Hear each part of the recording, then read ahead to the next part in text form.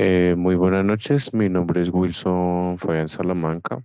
Me encuentro actualmente en noveno semestre de Ingeniería en Telecomunicaciones.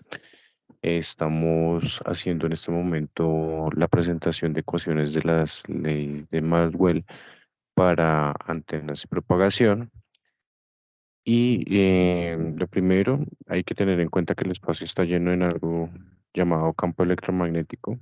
Solo pueden sentir Solo lo pueden sentir las cargas y los imanes. El campo es el medio a través del cual las cargas e imanes pueden influir, atrayendo o repeliéndose y girando. Estas intermediaciones tienen unas reglas, como por ejemplo cómo las cargas e imanes perturban al campo y cómo el campo se perturba a sí mismo. Viene condensado en las ecuaciones que en este momento pues vamos a visualizar, que son las de Maxwell.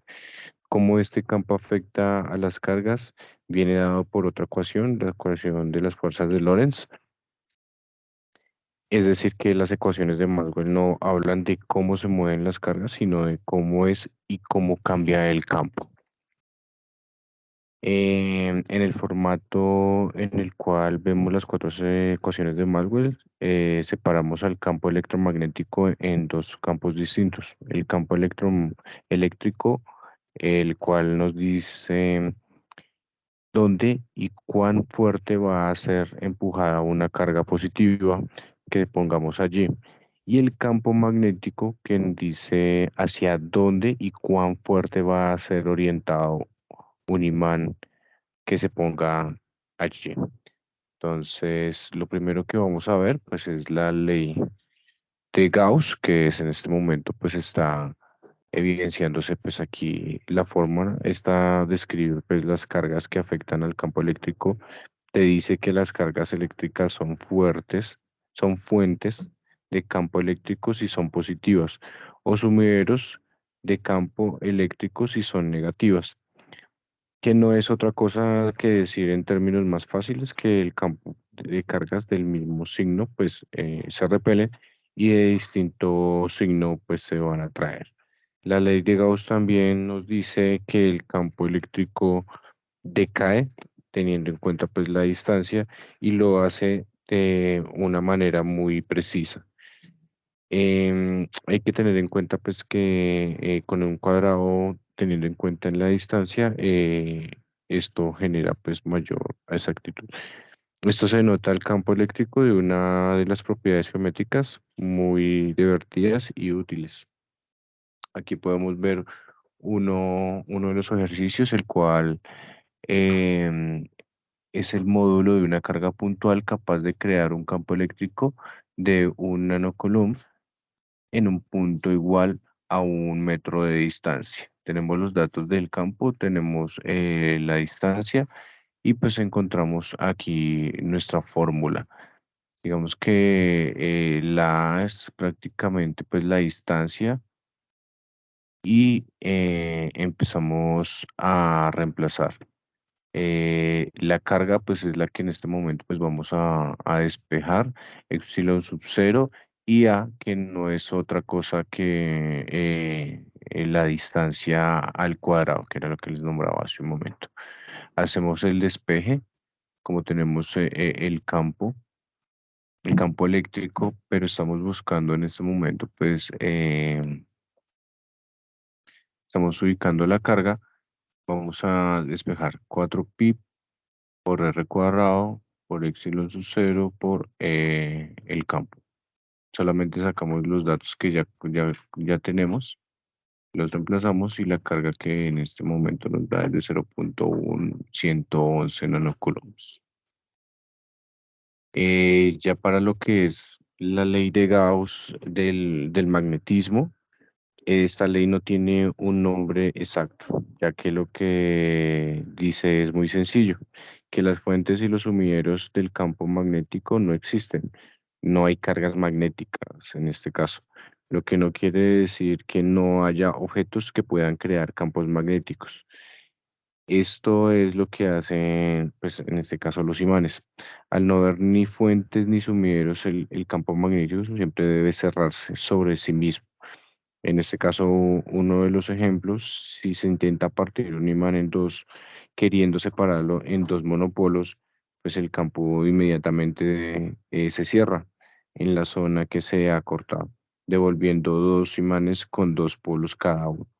En nuestro mundo los monopolos pues son imposibles aún así. No es descartable que en el loco universo permitivo estos monopolos podrían haberse existido y en este caso es hipotético. La ley de Gauss del campo sería muy parecida a la ley de Gauss del campo eléctrico y utilizándose las matemáticas adecuadas podríamos llegar a sintetizar esto a una sola ley. Aquí encontramos uno de los ejercicios, calcular el campo magnético uniforme teniendo en cuenta los datos que estamos viendo en la imagen. Hacemos el uso de la fórmula del flujo magnético que nos dice que el flujo magnético es igual al campo por la distancia por el coseno de. Solamente pues empezamos a despejar, sustituimos los valores y obtenemos pues que son tres telas. Aquí pues ya vamos para la tercera ley, que en este caso es la ley de Faraday. Dice que un campo magnético cambia en el tiempo. Esto activa el campo eléctrico de una manera precisa y pues, cerrándose. Concretamente, si el campo magnético aumenta, el eléctrico se orienta en el sentido de las agujas del reloj.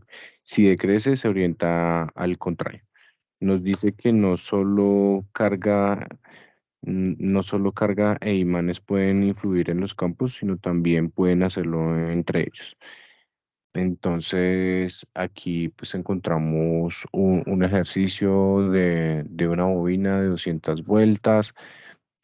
Aquí pues encontramos todos los datos y pues asimismo pues su aplicación y su despeje dándonos pues en este caso 4,05 voltios.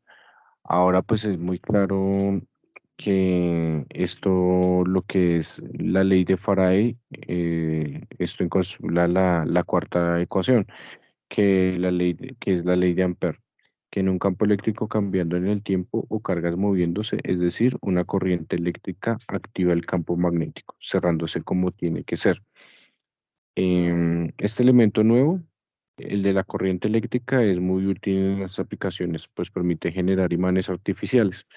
Basta con hacer pasar una corriente eléctrica por una bobina con una forma apropiada y tienes un campo magnético.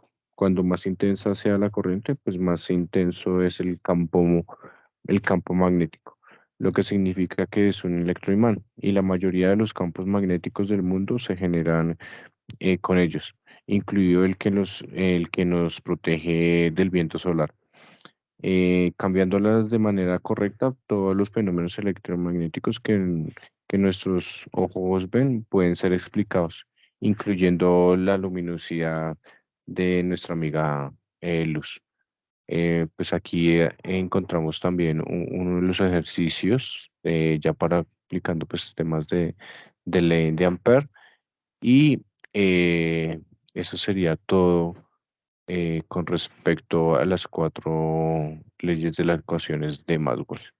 Que tengan una feliz noche y muchísimas gracias.